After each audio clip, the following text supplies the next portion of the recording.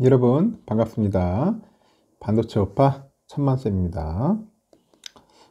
어느새 또 이제 저녁 시간 늦은 시간이 다가왔네요.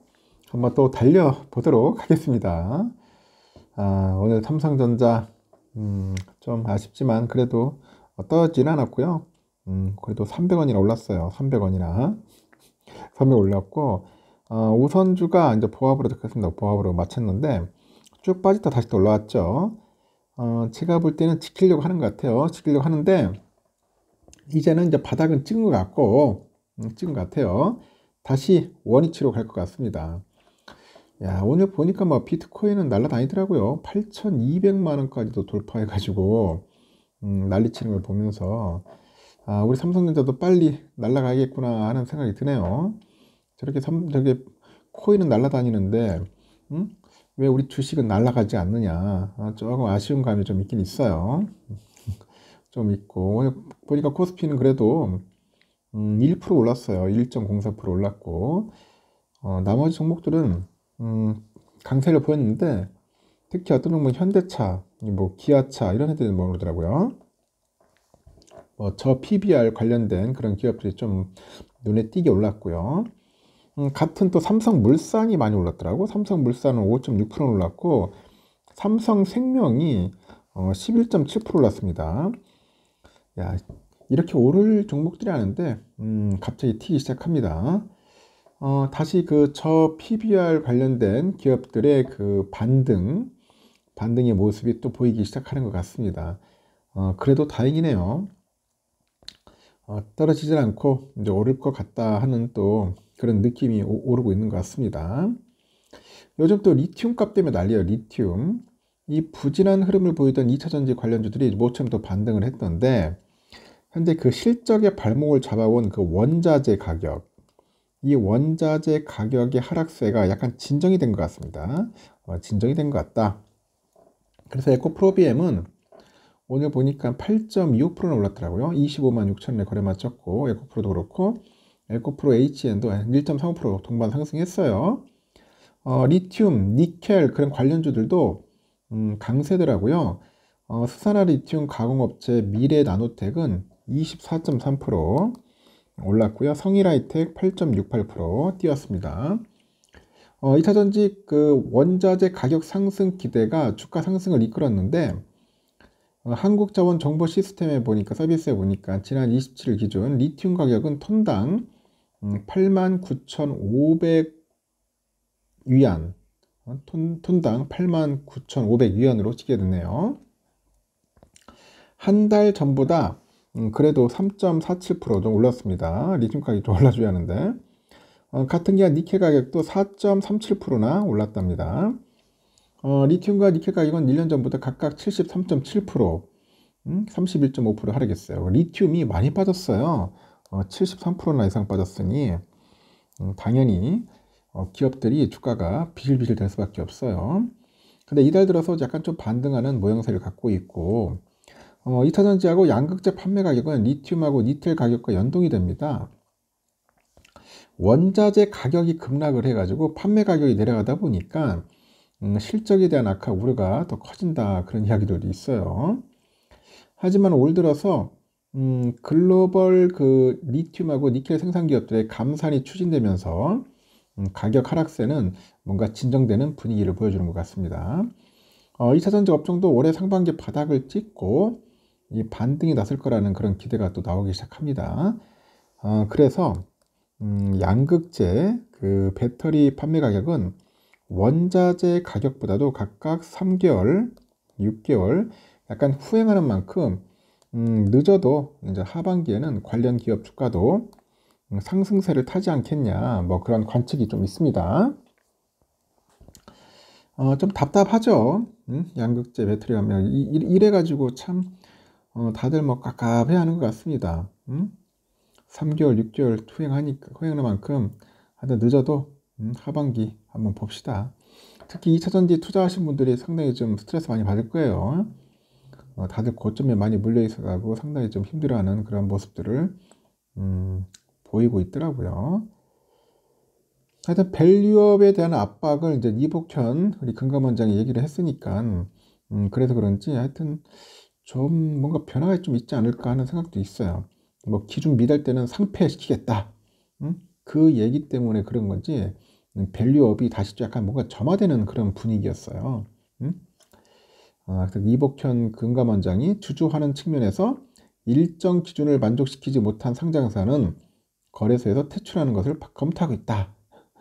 그래서 지난 26일 정부가 그 발표한 밸류업 정책이 기업 자유를 강조하면서 상장사 움직임을 이끌 강력한 유의책이 없다는 그 비판이 이어지다 보니 이제 금융당국 수장이 직접 상장 폐지라는 그런 가능성을 제기한 것이 주목이 되는 거예요. 그래서 관련 정책이 구체화되다면서 시장에 상당한 영향을 줄 전망이다. 하여튼 이분이 이야기를 하다 보니까 상당히 조금 영향을 받은 것 같아, 주가가. 그래서 내리꽂더니 갑자기 오늘 또 급등을 해버렸습니다.